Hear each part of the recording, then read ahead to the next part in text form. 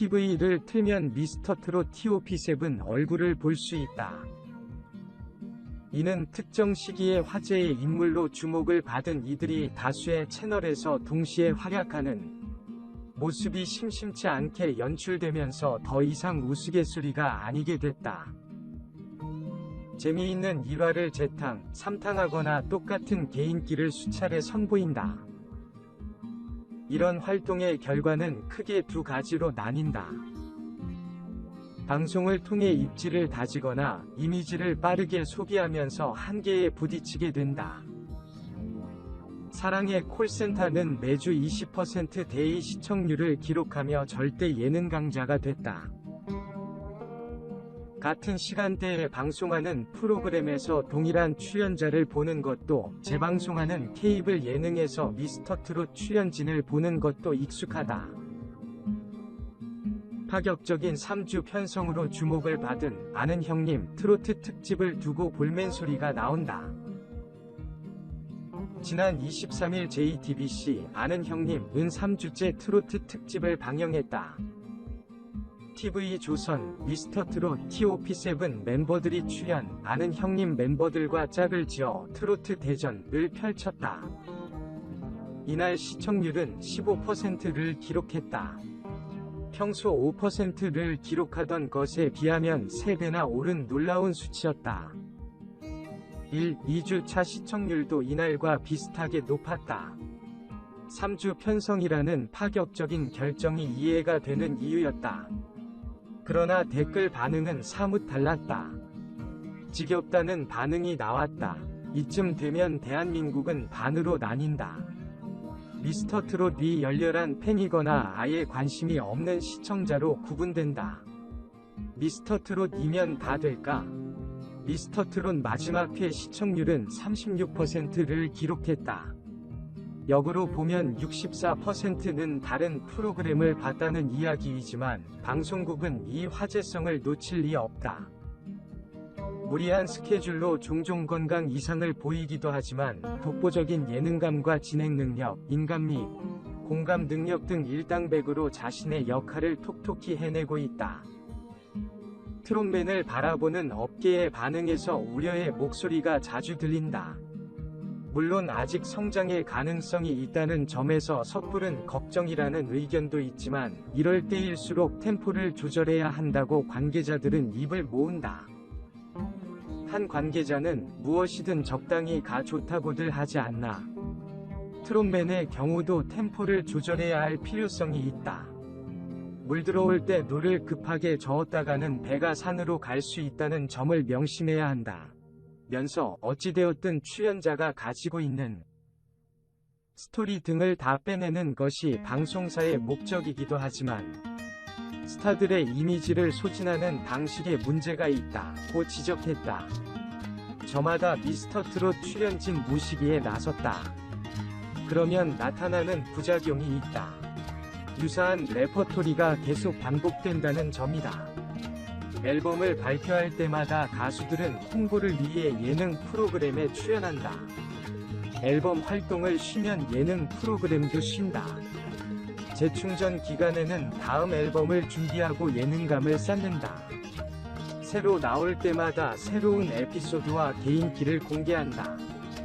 이제 막 주목받기 시작한 미스터트롯 출연진들은 이미 공개된 에피소드를 계속 반복하고 있다. 처음 나가는 프로그램에서 이들을 처음 보는 시청자들을 위한 선택이다. 가수 경력과 별개로 방송 경력이 많지 않은 이들에게서 뽑아낼 에피소드는 많지 않다.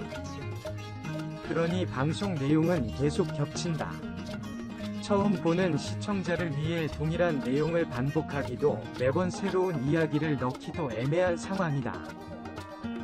문제는 방송 프로그램 포맷만 다를 뿐 똑같은 내용이 반복되면 시청자들은 질릴 수밖에 없다. 시즌2라도 나오면 미스터트롯 시즌1은 지금처럼 주목받지 못할 수 있다. 타임는 2S 지금의 화제성은 방송국에게는 심폐소생술이지만 미스터트롯 시즌1 출연진들에게는 양날의 검이다. 한 트로트 가수의 매니저는 지금의 예능 출연은 반갑다. 트로트가 한참 물이 오르고 있는 시점이기 때문에 이들이 방송에 출연하면서 장르 자체에 대한 편견을 없애고 대중화할 수 있는 데 도움을 주는 것이라고 생각한다 면서도 하지만 예능 출연과 동시에 트롯맨은 자신의 히트곡을 위한 준비도 병행해야 한다. 앞서 장윤정, 홍진영의 사례를 보면 알 수 있다. 그들을 방송은 물론 히트곡을 내놓으면서 지금까지도 꾸준히 입지를 다지고 있다. 자신만의 콘텐츠를 만들어내지 못한다면 인기는 쉽게 사라진다고 말했다. 인지도를 높이는 것과 호감도를 쌓는 것은 엄연히 다르다. 악플도 관심이다를 말하기 전에 지금 호감도를 잘 쌓고 있는지부터 고민할 때다. 트로트가 대세라서 미스터트롯 출연진들의 방송을 호기심으로 볼 수 있지만 이러한 관심은 언젠가 시든다. 미스터트롯 출연진들도 서바이벌 형식을 거치면서 성장한 모습, 가창력과 실력 등이 뛰어나지만 방송 프로그램 덕을 본 것도 사실이다.